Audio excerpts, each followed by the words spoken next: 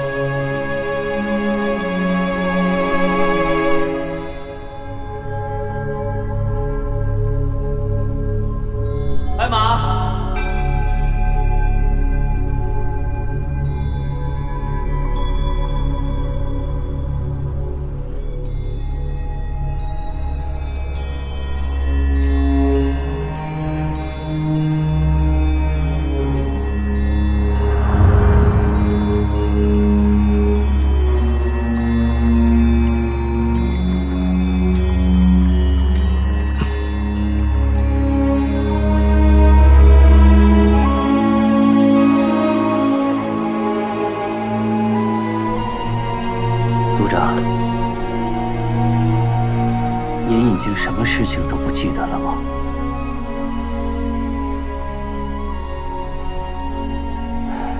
您放心，我们负责为张家族长保管世代的记忆。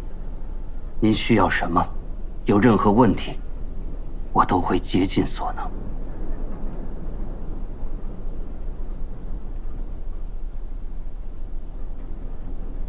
我要见白马。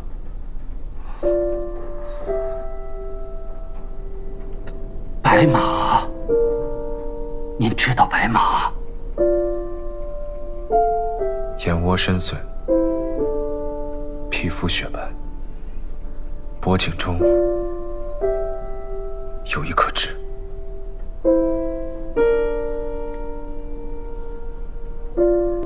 您怎么会知道白马？怎么会知道他的长相的？又怎么会突然想起来要见他呢？我做了一个梦，或许是天寿里的内容，也可能是以前的执念。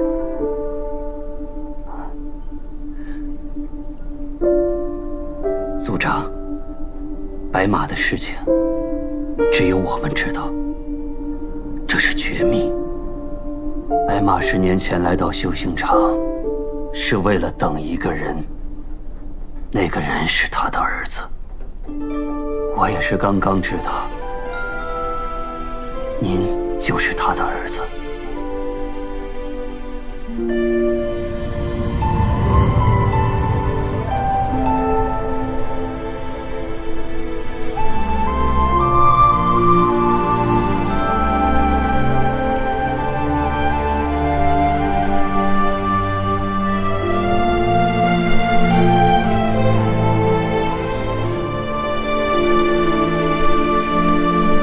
贵客为何在此长跪？大师，我有一事相求。何事？我的孩子被张家的人带走了。张家的孩子被带回张家，这个忙我怎么帮啊？我自知无法阻止孩子回到张家，但我也知道，张家那样的环境是没法培养出一个幸福的孩子的。人自有命数，可我身患重疾，命不久矣。我知道自己时间不多了，也许余生我也很难等到和孩子再见面的那一天。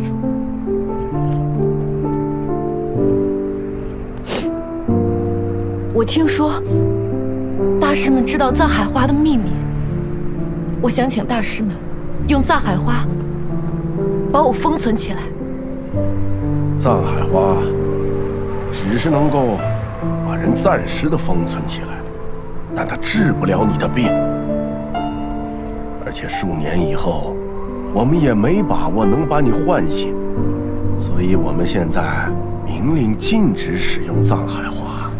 可大师，这个孩子不一样，他不一样呀！我想请求这个机会。如果他幸福，他不会知道我，也不需要来找我。可如果他不幸福，他一定会来找回自己的身世。我不希望他找到的是一具尸骨，我希望他能感受到，这人世间哪怕还有一点点爱。所以大师，我真的请求你们能给我一个和孩子再见面的机会啊！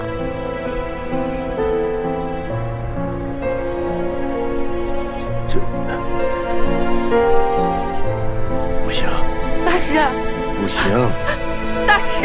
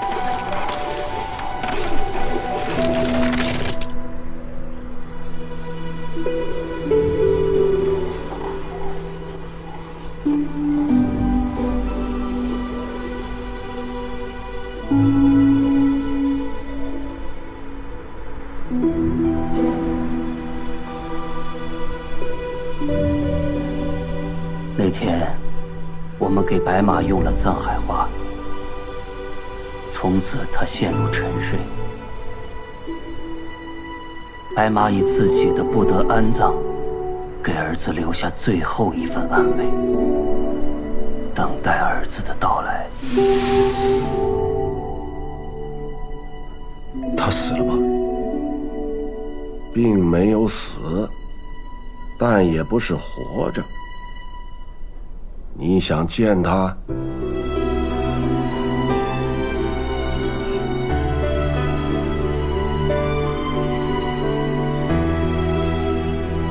就如一块石头一般，见与不见，没什么区别。那院里边有一块巨大的原石，你去雕琢它吧。心里有什么就去雕刻什么。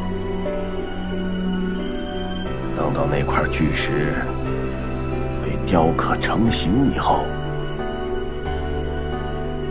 你就可以见到白马。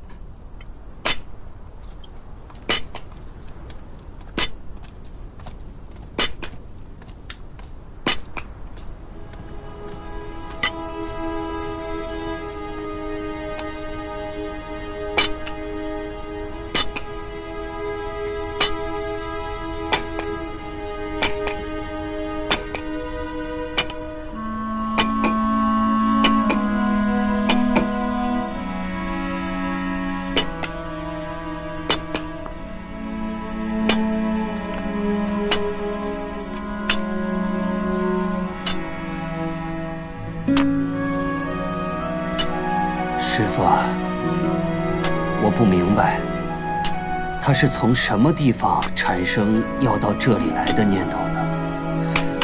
师傅，您怎么会说它是块石头呢？我常常这么看着它，就觉得它始终都是无欲无求的样子。如果天地间不需要它，它就在那里。就连思考的欲望都没有。先有了，然后没有，那才是大彻大悟。生来没有欲望的，那是石头。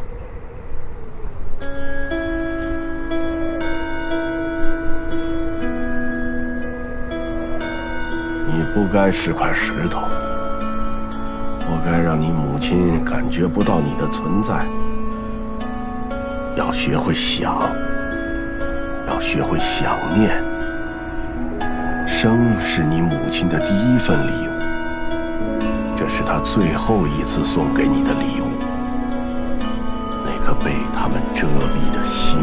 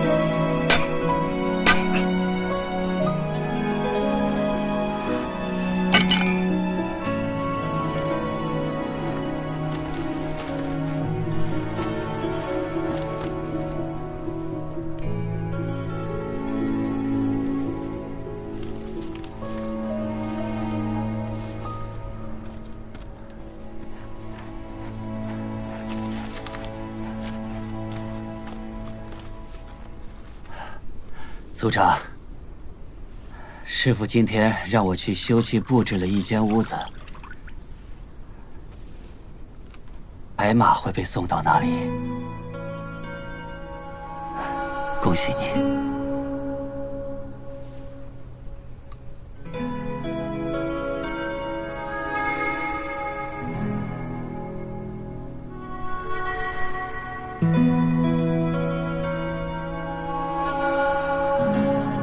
白马多年封存于冰川下，受藏海花药性的影响，它可以沉睡并存活数十年。我们与他约定，当他的儿子来找他的时候，我们便会将他带出来。届时，白马会被唤醒。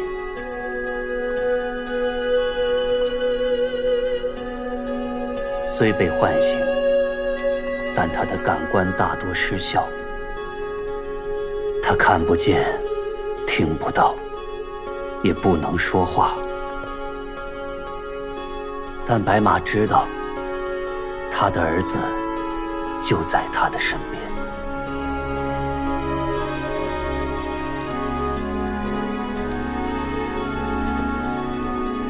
然而，当藏海花的药性褪去，白马离真正的死亡就只有3天时间。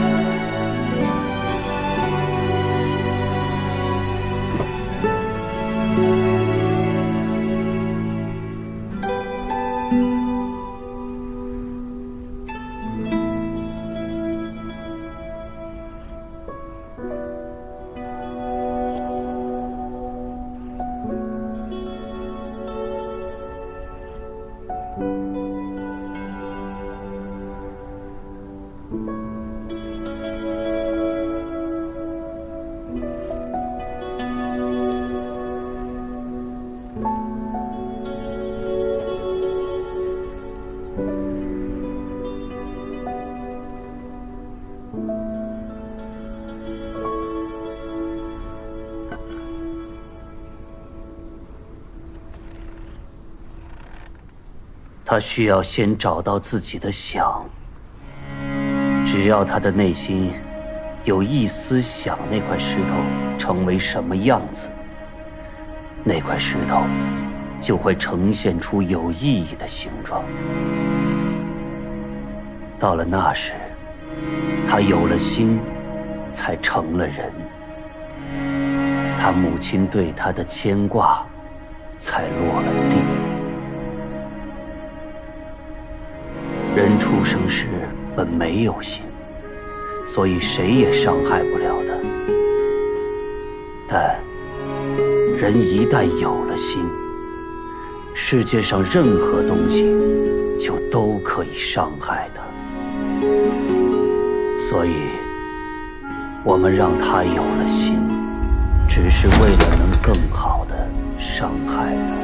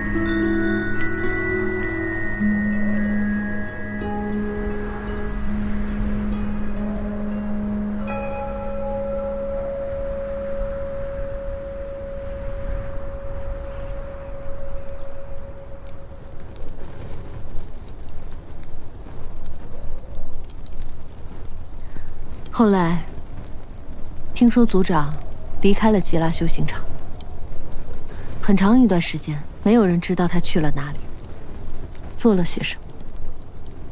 再后来，那位老修行者和德人都去世了，见证这一切的，只剩这一份卷轴。张家人都有着这样的命运。孩子没有感知家庭温暖的权利，父母也没有看到孩子幸福快乐度过一生的权利。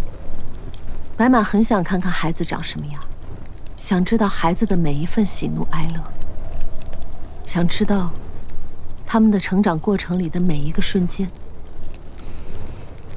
可是他用尽了全力，只为自己争取来了这寂静的3天。他的孩子却没有一个像样的人生。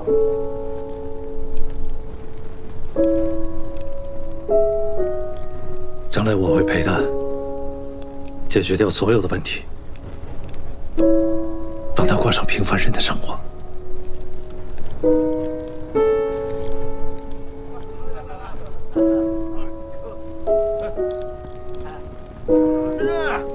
快进来呀！哎，来喝。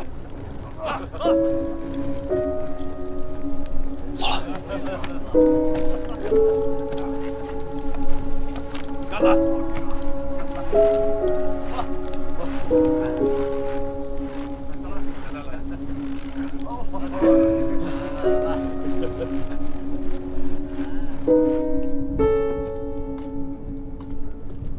奶，我恐高啊！那游乐场那翻滚过山车您坐过吧？那人这嗷嗷的，我都不知道图啥。你说那外面那大风刮的，谁不害怕？哎，你还的！我跟你说，你们这也太猛了！你们真不怕死啊？你们？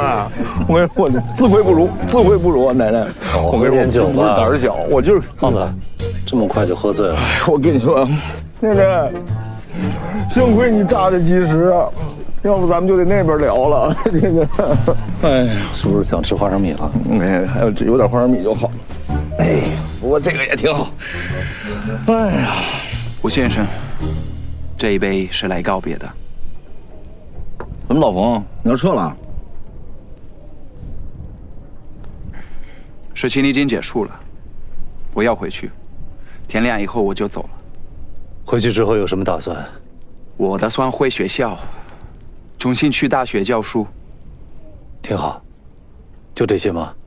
还有，可以有时间去找我妹妹。其实这些年，我做了那么多事儿，都是为了逃避我没照顾好、我没保护好我妹妹这件事。但是无论我在做多少，这件事就像一块疤，永远都在，永远都疼。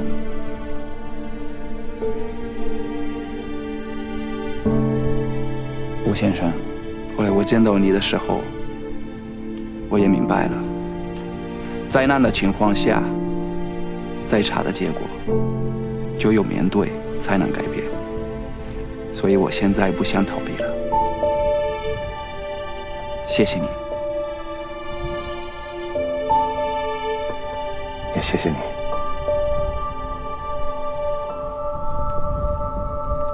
潘爷，也谢谢你。帅。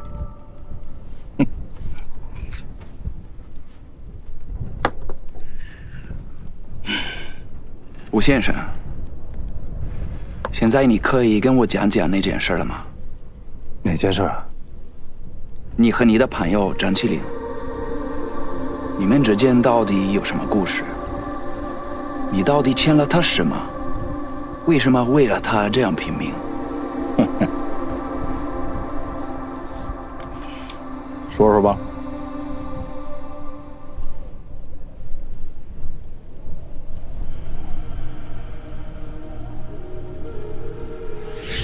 当年，小哥见过了自己的母亲之后，继续他履行族长使命的漫长旅程。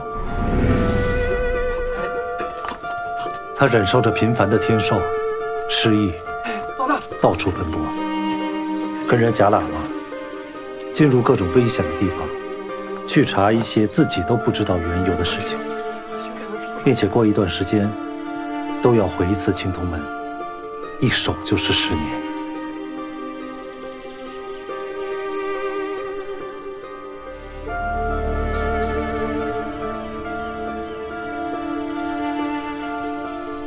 后来，一个神秘的组织发现了小哥。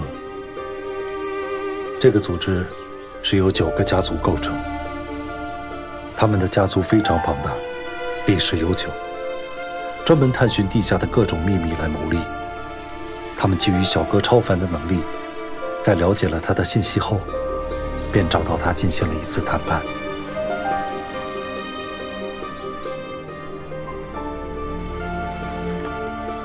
这个组织提议让小哥替他们做一件事情，只要这件事情完成，他们就会派人进行严苛的培训，轮流替小哥守青铜门。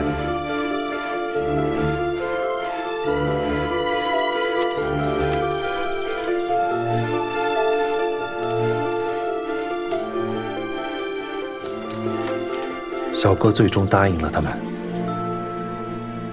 小哥开始帮那个组织做事。而因为一些机缘巧合，我被卷了进去。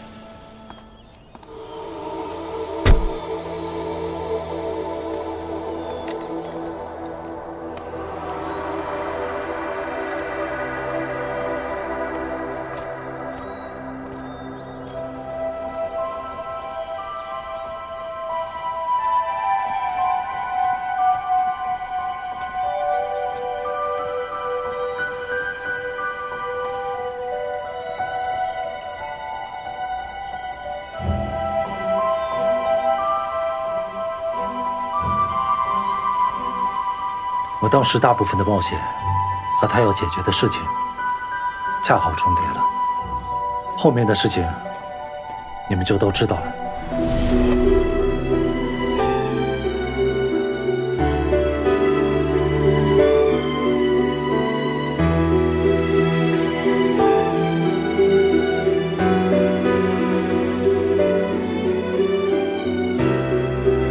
你们冒险的事我倒是听说过，只是没想到张青云的背后有那么多前因后果。虽然我们是兄弟，但是我也觉得亏欠他很多。我们哥仨呢，经历了那么多的磨难，去了那么多离奇的地方，这一路走来，自然就形成了这坚实的友谊。那么亏欠这一说如何而来呢？我作为一个无知的普通人，非要跟着他一起去探寻所有谜题的答案，可能就是因为我愚蠢的执着，所以让他感到意外吧。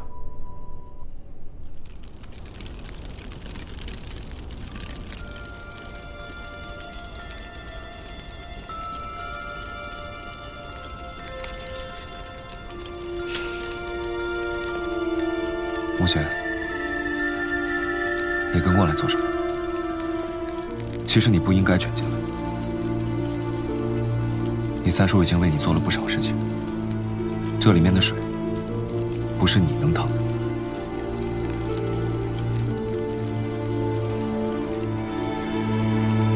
其实我也不想，我的要求很简单，我只是想知道这到底是怎么一回事，我就心满意足了。可是呢，偏偏所有人都不肯告诉我，这趟浑水我不趟不可能。那你有没有想过，他们不想让你知道真相的原因呢？我没想过，也不知道往什么地方去想。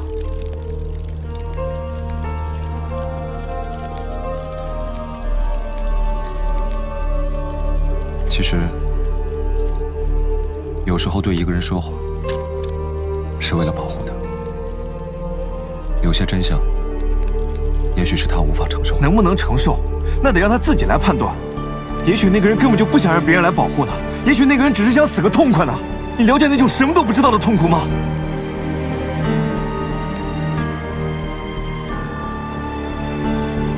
我了解，而且比你更了解。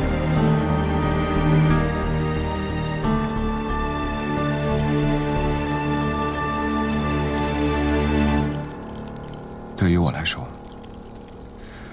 我想知道的事情远比你要多，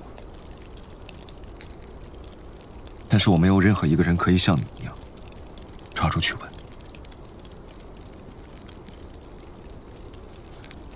我是一个没有过去和未来的人，我做的所有事情就是为了找到与这个世界的联系。我从哪里来？我为什么会在这里？你能想象，像我这样的人，从这个世界上消失了，没有人会发现？就好比这个世界上从来没有存在过我一样，一点痕迹都不会留下。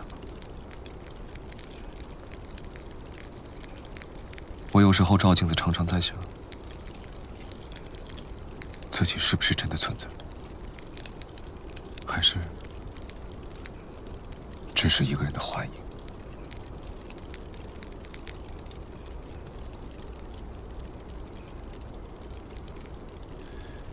也没你说的那么夸张。你要是哪天消失了，至少我会发现。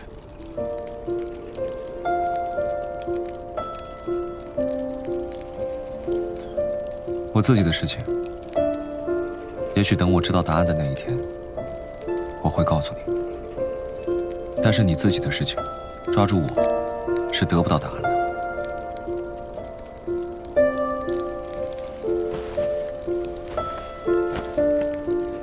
这一切对于我来说，同样是一个谜。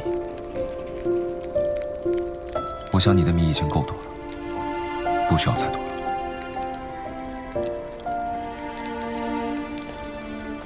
能不能告诉我至少一件事情？你为什么会进到青铜门里面去？我只是在做汪藏海当年做过的事情。你在那巨门后面都看见了什么？那道巨门后面到底是什么地方？在里面，我看到了终极，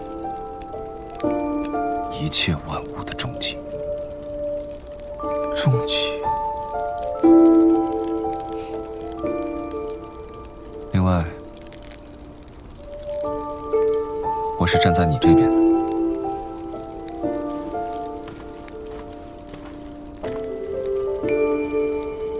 站在我这边。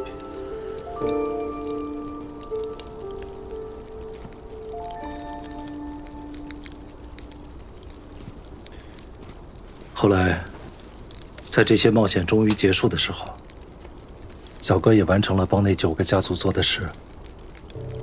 他来向我道别了。我没有做好思想准备，也不知道接下来会发生什么。一切都完结了。我想了想，我和这个世界的关系，似乎能找到的只有你了。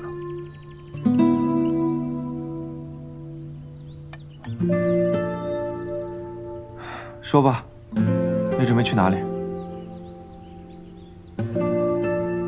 我们一起经历了这么多，肯定是一辈子的朋友。以后常联系吗？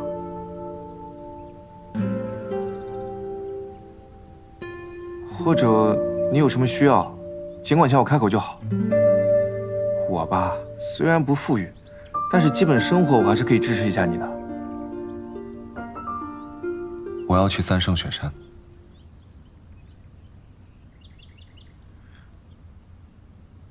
哦，那是个很冷的地方吧？这南方多好，四季分明，气候湿润，这是个养人的好地方。我只能去那里。再见。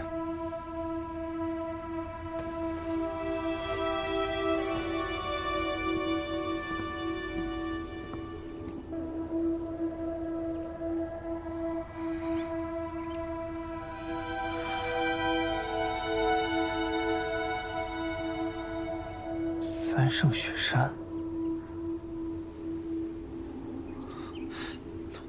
服务员结账。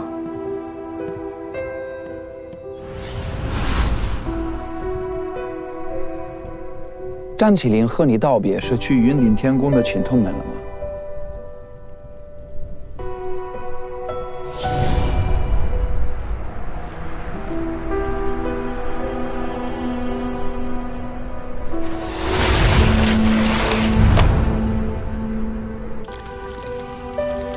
你不应该来这里。接下来的路，你不能再走了。那你为什么要来这里呢？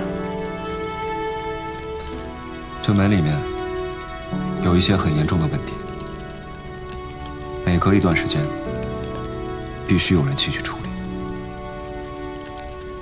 每次进去就必须待10年。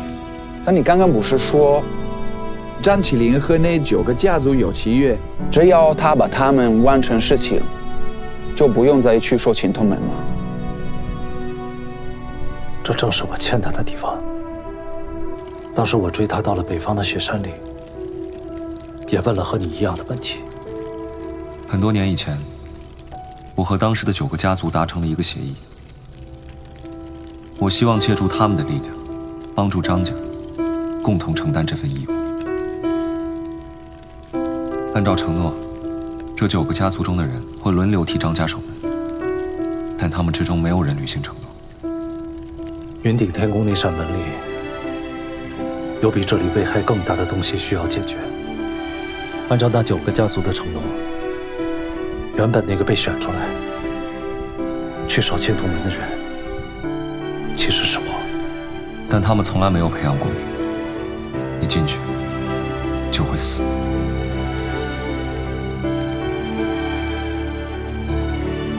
我是张家最后的族长，以后所有的事情，这里由我来守护。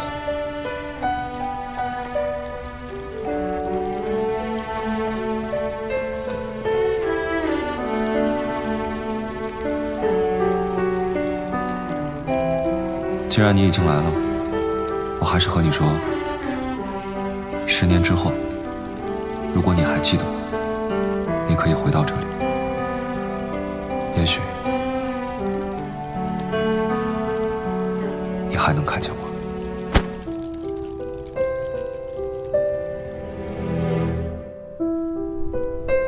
原本应该在那个深渊洞窟一样的地方待上10年的人，也应该是我。小哥本来有机会减少这些痛苦，但是他为了我，放弃了这个机会。他选择独自去承担这些苦痛和重责。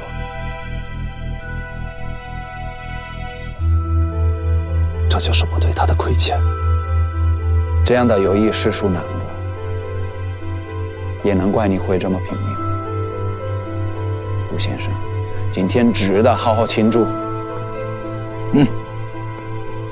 请小哥。你小哥。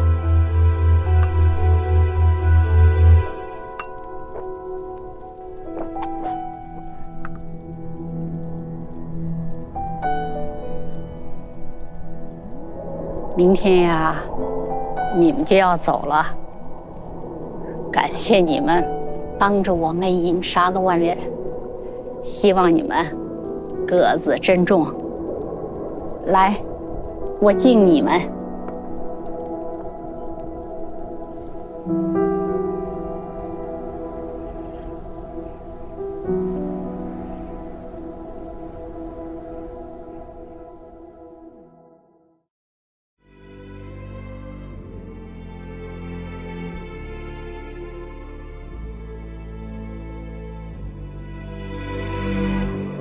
卷入一段冷冽宿命，那片血会藏着谜，就算含义无可抵御，也有点让我执迷。当到所有风雪消弭了，不再掩盖着那片未知生机，只有你向永恒走去。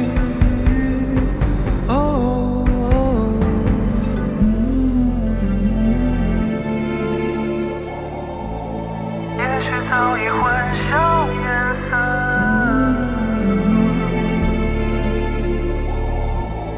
也许早已沉沦过锁。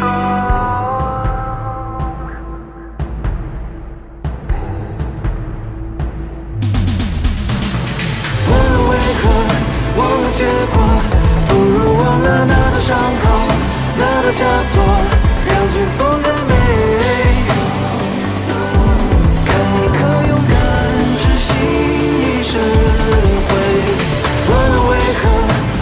结果却更执着世界如何，逆境如何，人倔强不悔。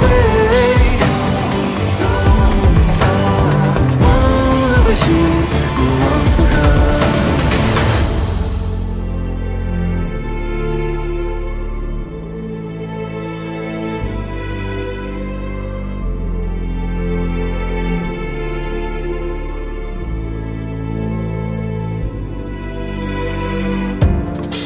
下一段无名诗句，那座山转身忘记，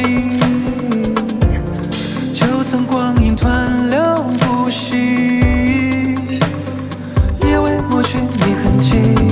只是这条路总崎岖的，人们眺望的也是奔波幻影，一扇门中窥见天地。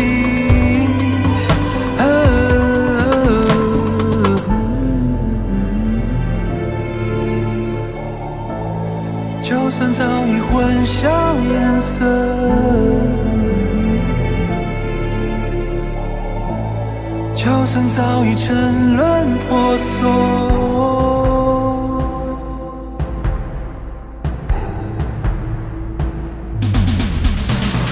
忘了为何，忘了结果，不如忘了那道伤口，那道枷锁，让飓风再美。可勇敢执行一生回，忘了为何，忘了结果，却更执着瞬间如何，逆境如何。